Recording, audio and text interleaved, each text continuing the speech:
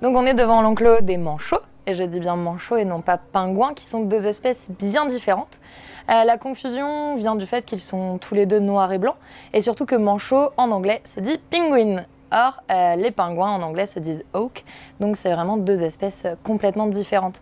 Il est plutôt facile au final de les différencier, même si ce sont tous les deux des oiseaux. Les manchots ont des ailes qui ont évolué en palettes natatoires, puisqu'en fait ce sont des oiseaux qui sont incapables de voler. Leurs ailes sont plus aplaties et plus courtes que celles des autres oiseaux. Et elles servent vraiment en fait de nageoires. Ils peuvent nager jusqu'à 30 km/h, donc ce sont de très très bons nageurs. À l'inverse, le pingouin, lui, est un oiseau qui vole. Alors même s'il ne vole pas sur des milliers de kilomètres, il est néanmoins capable de décoller, ce qui n'est pas du tout le cas de nos petits manchots. Alors à savoir que les manchots sont quand même des espèces très menacées. Derrière nous, on a des manchots de Humboldt qui étaient auparavant plus d'1 million et qui sont aujourd'hui moins de 7000. Ce sont des animaux qu'on retrouve en Amérique du Sud, sur les côtes du Chili et du Pérou. Et ils sont surtout victimes en fait de la surpêche. Et là-dessus, il y a pourtant un geste très simple à faire, c'est de faire attention aux poissons que l'on achète. Il vaut mieux préférer du poisson d'élevage plutôt que du poisson sauvage. Mais surtout, le mieux, c'est d'acheter du poisson qui soit labellisé. Et pour le poisson, le seul label qui vaille quelque chose, c'est le label MSC, qui certifie en fait une pêche durable et dans le respect de l'environnement. J'enlève tout de suite le préjugé comme quoi acheter labellisé, c'est forcément acheter plus cher, puisque si on prend l'exemple du thon en boîte par exemple, des sous-marques sont labellisées alors que des grandes marques, elles, ne le sont pas. Ça prend 3 secondes de retourner à une boîte de poisson pour savoir si elle est labellisée ou non. Et pourtant, si on le fait tous, eh bien, ça peut amener à de grandes choses.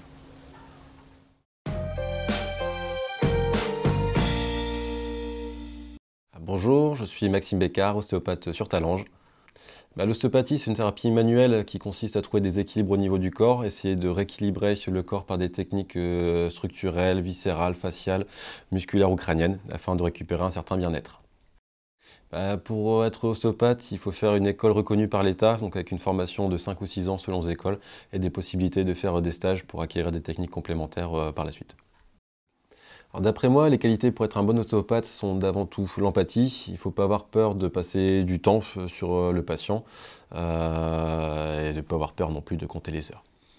Alors j'ai voulu partir dans l'ostéopathie car j'aime cet aspect de traitement manuel, de soigner les gens avec mes mains. C'est quelque chose qui m'a toujours plu et donc c'est pour ça que naturellement j'ai voulu m'orienter dans cette voie-là. Bonjour, je m'appelle Alice Olivier et je suis ostéopathe sur Talange, spécialisée en nouveau-nés. Donc, suite aux explications fournies par mon confrère Maxime Bécard sur l'ostéopathie, il est important de signaler qu'il faudrait faire manipuler son nouveau-né dès les 15 premiers jours de naissance pour un bien-être de celui-ci, pour éviter tout ce qui est torticolis congénitaux, les régurgitations, les plagiocéphalies qui est très néfaste pour le développement de l'enfant d'un point de vue moteur, d'un point de vue masticateur et pour un bien-être total.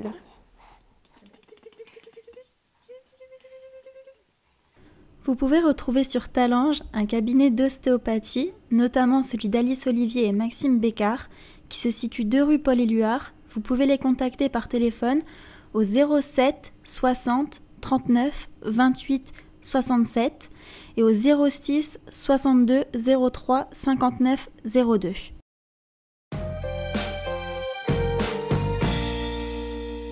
Bonjour, je suis Christelle Blondeau, la coordinatrice AFM Téléthon de Moselle-Ouest. J'œuvre justement sur le département de Moselle accompagnée de mon binôme Gérald Debrun.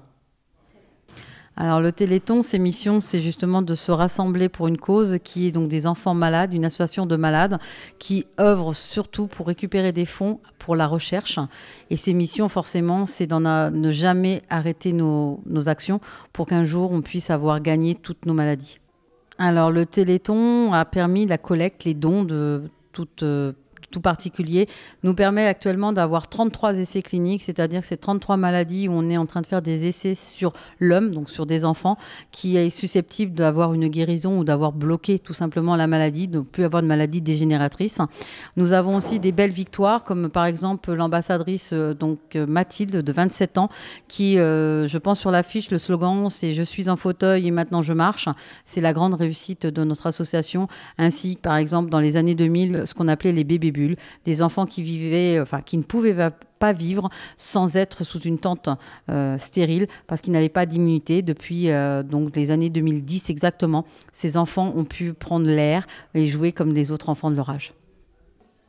Alors tout simplement, aider le Téléthon, aider nos malades, c'est tout simplement de choisir une manifestation dans sa ville ou dans la ville voisine, être curieux, d'aller rencontrer tous ces bénévoles qui œuvrent pendant tout un week-end, pendant 30 heures, qui vont se battre pour nous, pour ramener le plus possible de fonds. Donc il faut être curieux, aller manger une crêpe, manger un gâteau, participer à une activité sportive. Déjà ça, le 1 ou 2 euros que vous allez mettre dans cette cagnotte, c'est énorme pour nos malades qui attendent que ça. Et comme tous nos malades, c'est Noël avant l'heure. Le Téléthon 2017 a connu cette année encore un franc succès à Talange. Voici des extraits des différentes manifestations. À l'occasion du Téléthon, les jeunes de Talange ont rencontré la coordinatrice AFM Téléthon Moselle-Ouest qui a répondu à toutes leurs questions. Ils ont également confectionné des pancartes destinées aux manifestations sur la commune. Leur souhait, pouvoir contribuer à leur manière à cette cause.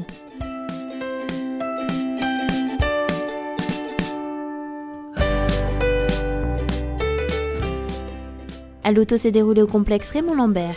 Celui-ci a su amener petits et grands autour d'un moment mené par la bonne ambiance.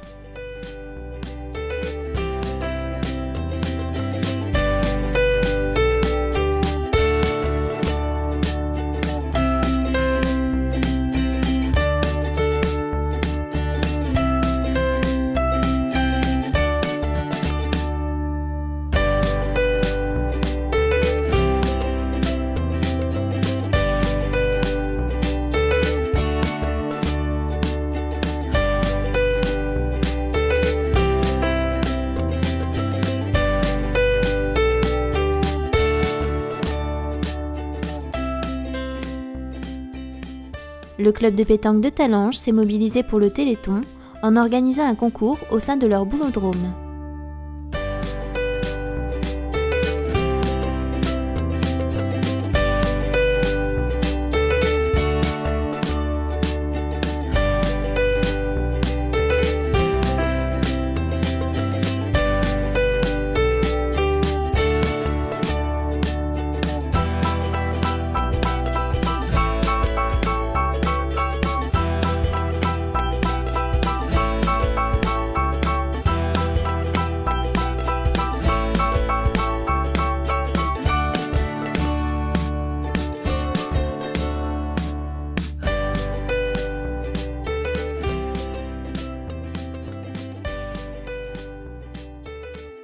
L'association Talange sur les rails a apporté de son temps au Téléthon en organisant une exposition de modélisme ferroviaire le 8, 9 et 10 décembre à la salle Maurice Baquet.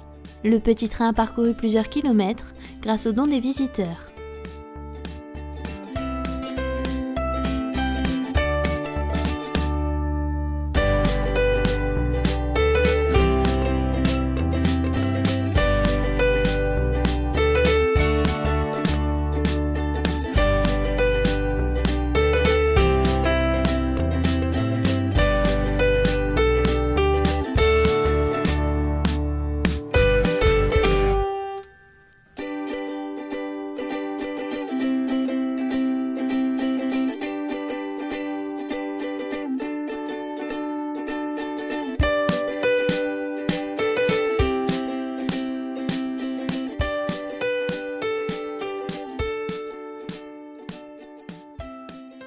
Venez, Saint-Nicolas, venez, Saint-Nicolas, venez, Saint-Nicolas, et tralala.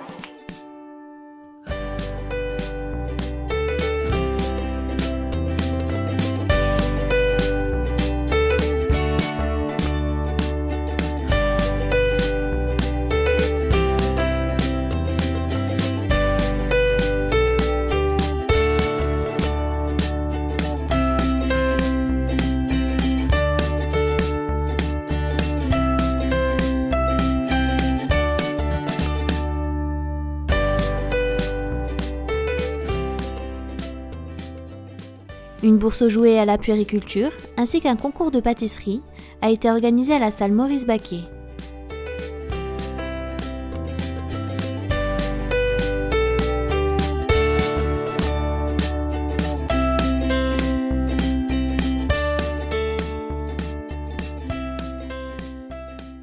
Un jury a été composé dans le cadre de ce concours afin de noter les plus belles pâtisseries. Le gagnant a remporté un cours de cuisine à Metz.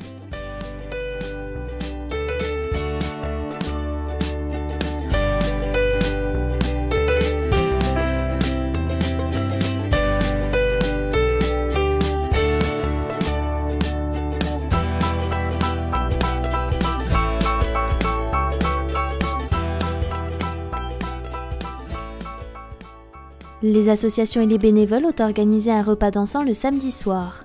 À cette occasion, l'Amicale Bien-être a mijoté une choucroute pour le plus grand plaisir des participants.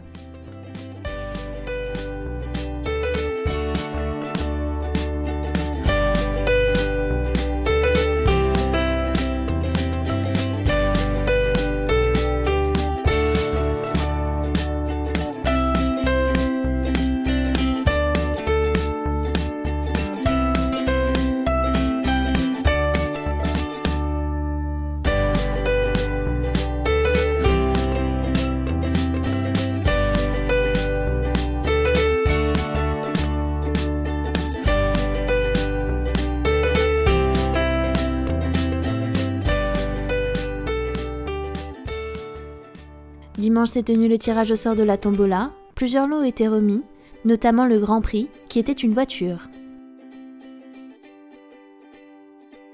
L'équipe organisatrice avec à sa tête Yves Neppel, le Centre communal d'action sociale, les services municipaux, les bénévoles, les visiteurs, et vous qui avez donné de votre temps pour cette belle cause, nous vous remercions de tout votre soutien. Grâce à vous, les progrès scientifiques vont pouvoir continuer. Et Talange a pu véhiculer une de ses valeurs principales, la solidarité.